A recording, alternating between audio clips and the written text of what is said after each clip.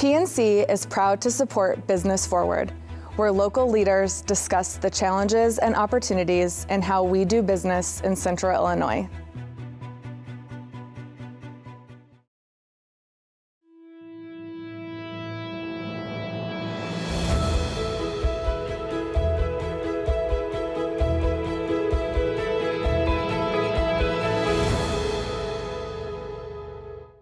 Welcome to Business Forward. I'm your host, Matt George. Joining me tonight, very special guest, Cindy Morris. Cindy is the president of the Peoria Public Schools Foundation. Welcome. Thank you for having me. I can't believe you haven't been on the show before. We run into each other all the time. Our families know each other, but you do good work. We're going to talk about that in a second, but let's just get right down to what's important, your family. Tell us about your family. Well, I have a pretty amazing family. Yeah. And if you delve into my family lineage in Peoria, my mother and father were humble people. My mother was a nurse by trade, and my father started off in the factories at Keystone. I met my mother and kind of went into insurance and worked his way up.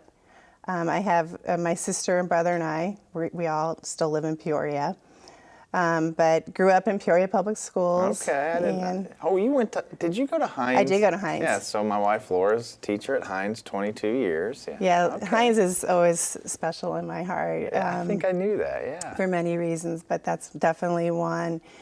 And then, still very close with my brother and sister, and their families are in Peoria. Good. And then we're blessed, John and I, to have Jordan and Taylor, who are my inspirations They're in life. superstars. Well, they're pretty amazing. Yeah. So they are the hardest working people I know. Yeah. And our son Jordan is in Nashville working with Allegiant, worked his way up. Wow. And Taylor's the same. She started off at Starbucks, and she's worked her way up, and both in management, doing very well. Well, Taylor is a star, and I know her well. She's a great artist too. So did she get that from you? Well, I do take a little credit. I have the lineage of my mother's mother was a self-taught artist and very well known in the area. She's from the Springfield area. Really? And she would come up every year to do the art shows with the Art Guild. Oh, cool. She used to sit at Junction City on the boardwalk and sell her art, and my sister and I would sit with her. So I started off definitely becoming interested in art because of my grandmother, and took art in high school and college. Taylor took it to the next level, and she graduated from Eureka with an art major, and she is extremely talented. Yeah, I mean, she made these, I don't know what they're like, little bowl things, and they're really nice, and I bought a few of them. And so it was funny because this morning I get up very early, and I was working at my desk, and I have them right on my desk and everything. And I was thinking, well, I've got Mom coming on the show today. That's fun. Yeah. Yeah, good for you. So, we talk a lot about mentors on this show, and I just think it's just a topic I love to talk about because I truly believe that you can't get very far in life without help.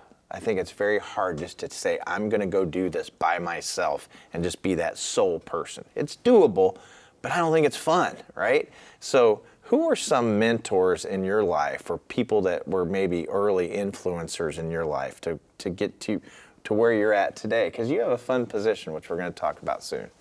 I started off when I was young in school at ICC, and I was a banker. So that was my first profession. You were a banker? I was a banker. Okay. So I, like my children, I started kind of at the bottom as a teller. That's not a bottom job, it's a great job, but I worked my way up and became a bank officer and a branch manager. So I have management in my blood, but I had, throughout the years of working in the bank, I had people that, as a young woman, I was inspired by. One was, I had 2 years in marketing at the bank, and I don't know if you know the name Jan Keppel. Oh, yeah. She was sharp. Yes, So she was probably one of my first biggest mentors. Okay. She was always the first one in and the last one out. And she taught me a lot. And probably I have a true love for marketing, and I think a lot of it is because of her. Another banker friend was Karen Whalen. She was in management, and she helped me through the management role. As far as where I am today, I definitely have a lot of people that I look up to and that inspire me and kind of encourage me. One is, and I think you know her, I know Laura knows her, is Kathy Wiggers. Mm-hmm. She was the principal at Hines School when our children were little there. And we became good friends and worked closely together through the PTO at Hines School. But when she left and when our kids grew, I still kept in very close contact with her and asked her to become involved with the Peoria Public Schools Foundation. And she's just been always that person I needed to help move the board forward and to kind of get the things I needed done for our organization. Believe it or not, I have an employee who's been with me for 10 years, and we couldn't be where we are if we didn't have her involved. And her name is Trish O'Shaughnessy. Oh, yeah. She's a yes person, but in a good way. She listens to my ideas regularly, and when I ask for support and help, she goes with it. So even though, I'm her supervisor, I feel like she inspires me and kind of she mentors me through a lot. Isn't that refreshing to hear? Yeah. It's nice to hear not only that relationship, but if you think about what you're talking about is, it really is irrelevant sometimes who reports to who. Exactly. When the team's flowing. Yep. And it says something about you as a servant leader, an empathetic leader, because her being there all those years really actually says, I want to be there. It's that employee engagement piece that's very, very important. We talk about a lot on this show. Right.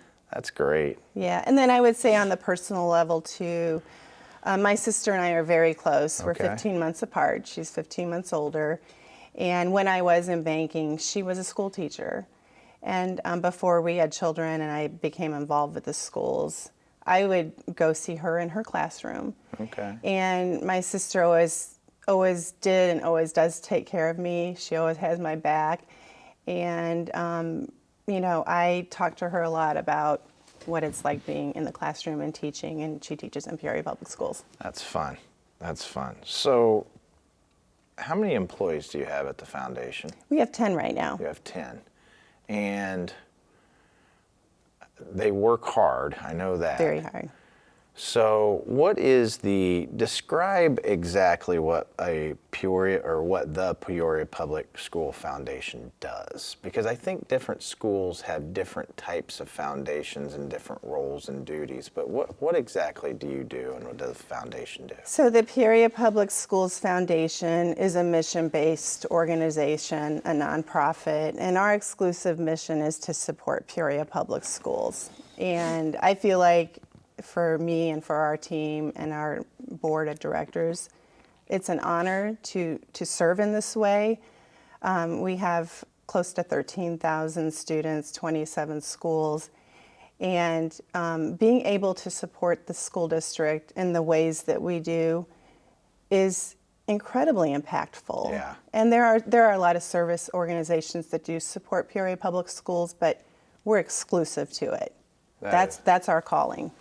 So give me some examples. So I know you do a lot of support for the kids. So I know you do something with uniforms as an example. Mm-hmm. And because a lot of times, somebody came up to me and they were talking to me once, and they were talking about, there's kids that are hungry, mm-hmm. and there's kids that don't have a place to sleep, and then they have, you want them to go to school, obviously, and they have to wear a uniform, and it's hard. Right. So you kind of fill that gap to make sure every child has an opportunity to come to school the right way.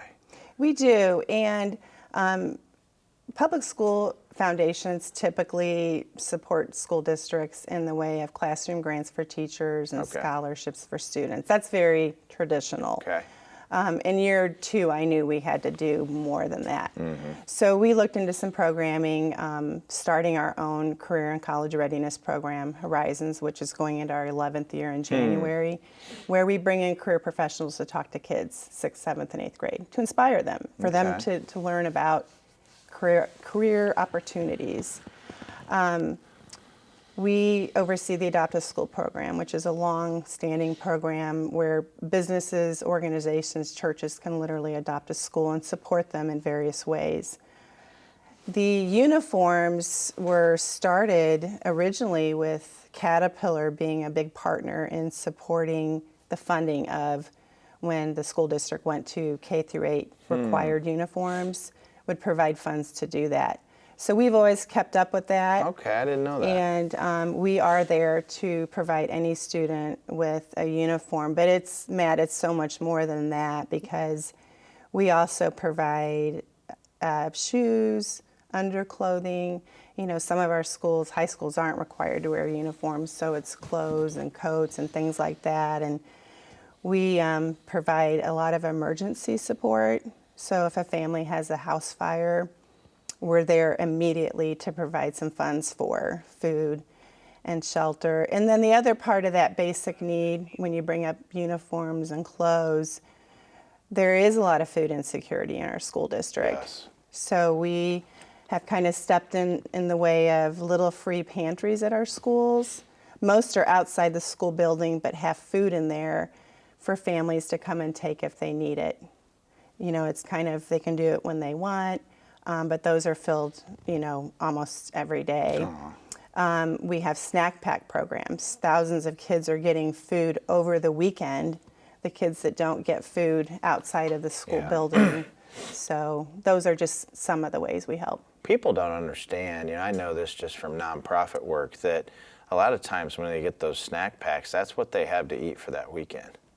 So, Absolutely. you know, to take a couple extra or something for your brother and sister or your mom, dad, whatever, it's important. Yeah.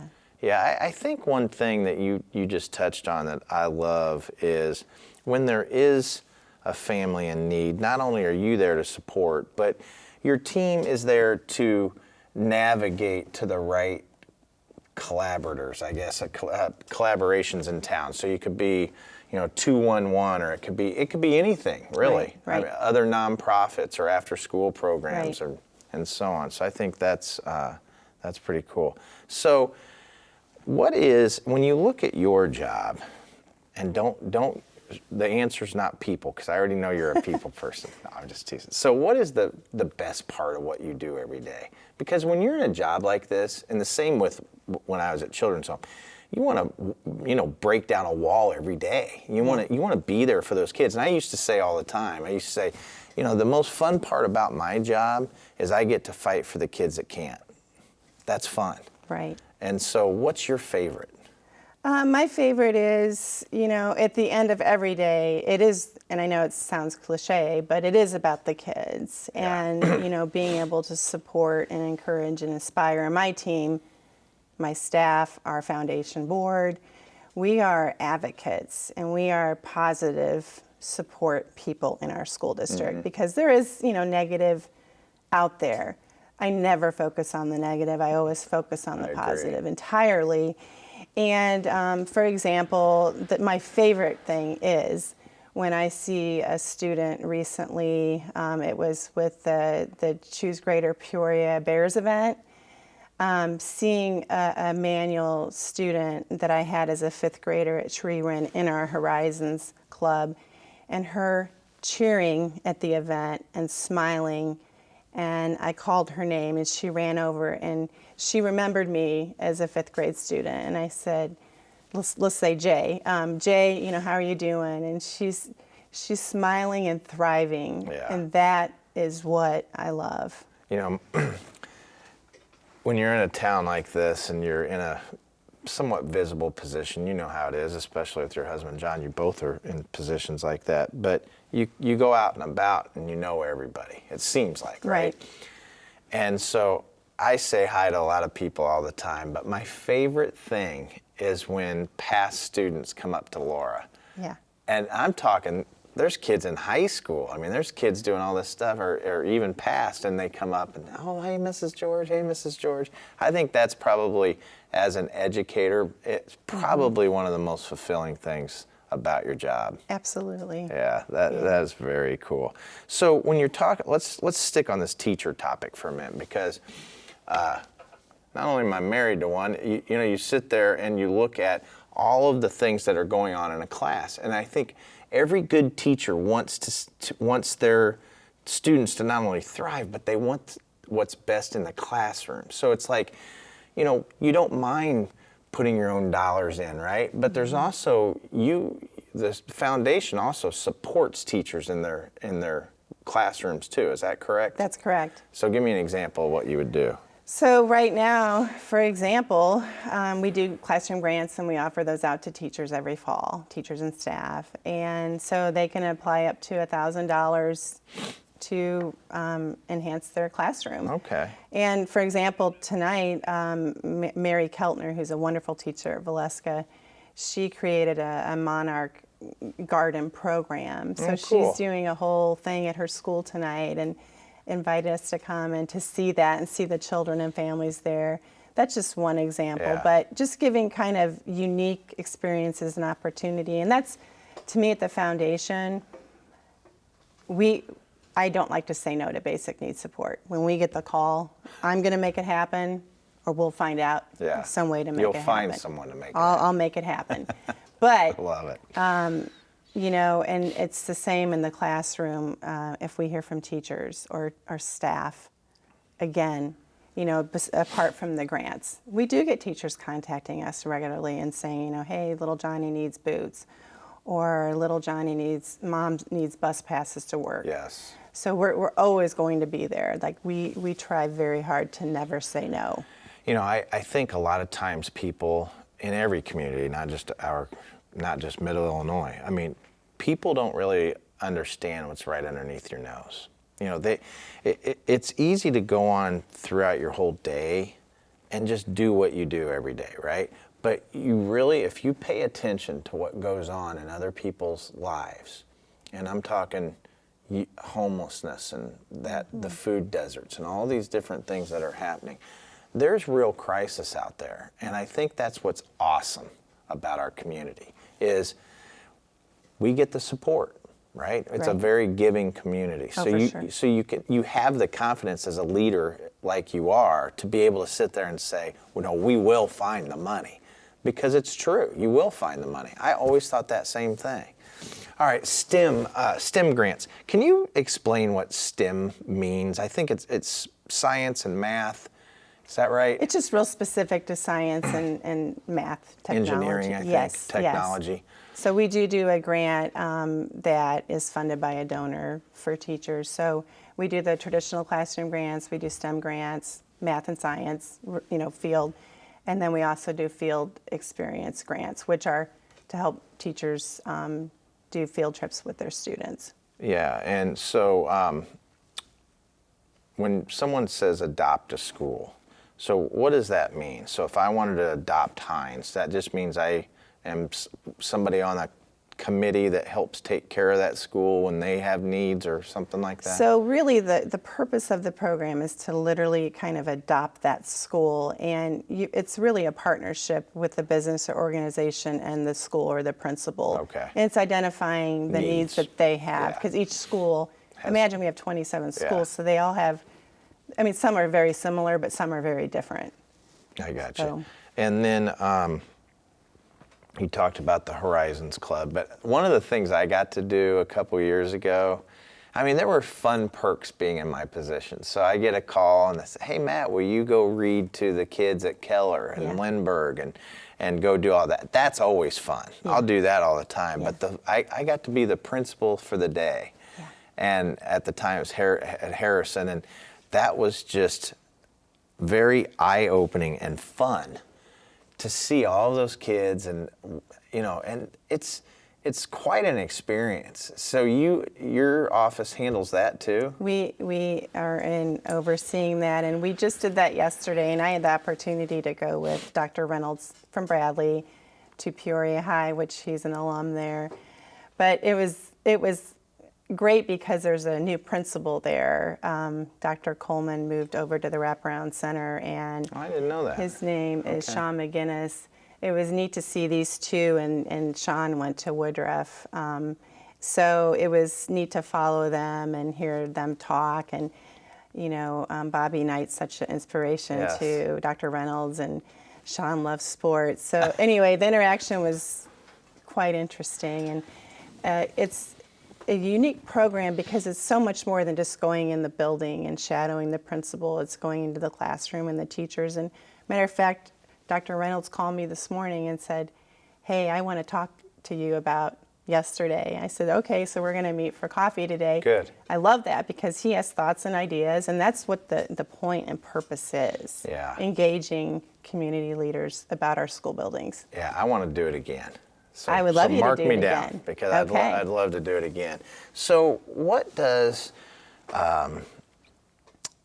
the rest of this school year look like? Do you have like time off? Are you just constantly in that fundraising mode or just that promotion mode? I know you have a marketing background, but like what does a typical day look like for you now and then in the summer?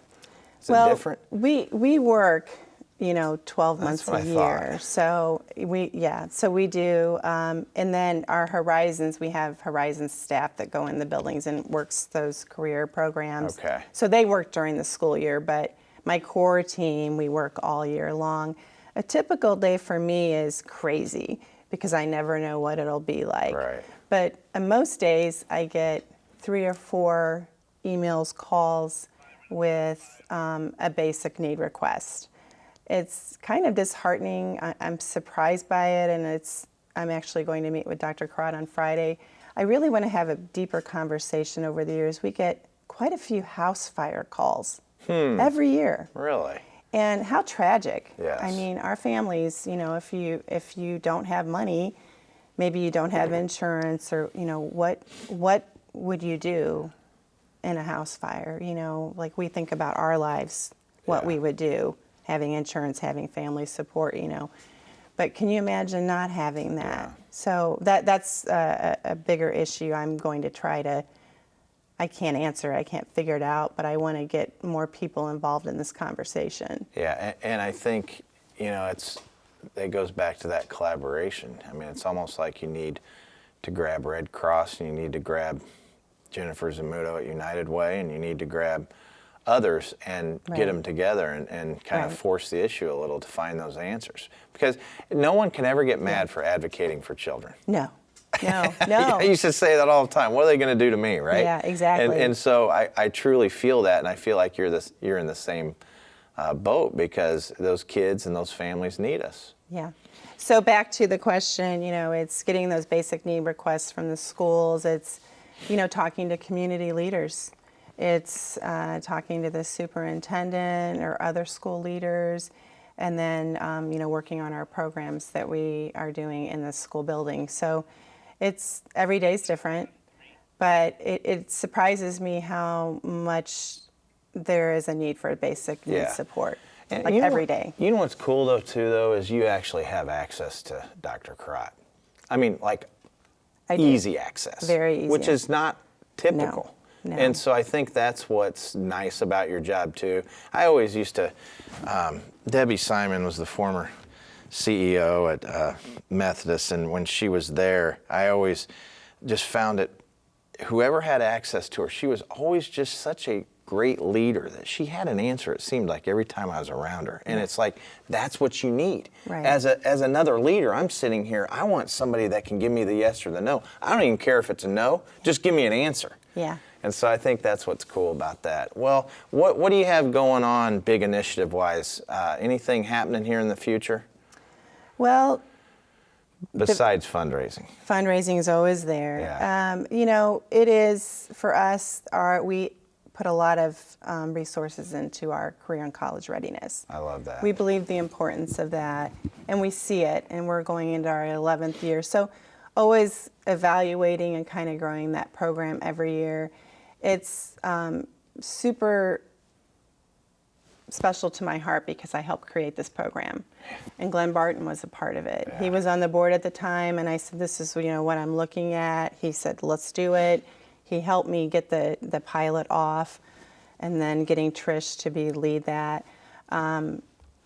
There's nothing better than showing our young students what is out there in the world in the way of a job or a career, and if it's not college, whatever that looks like. Well, you're doing great stuff, and I know you collaborate with others too, like Dr. Sheila Quirk-Bailey. She's a great leader too. And so anyway, thank you so much for coming on. I appreciate it. Keep up the good work. Cindy Morris, Peoria Public School Foundation. This wraps another show, and I'm Matt George with Business Forward.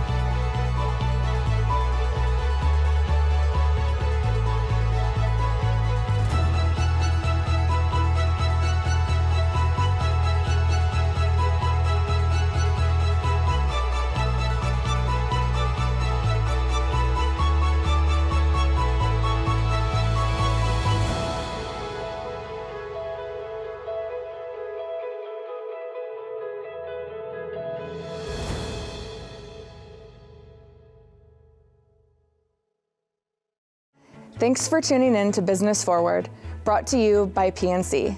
PNC Bank, National Association, member FDIC.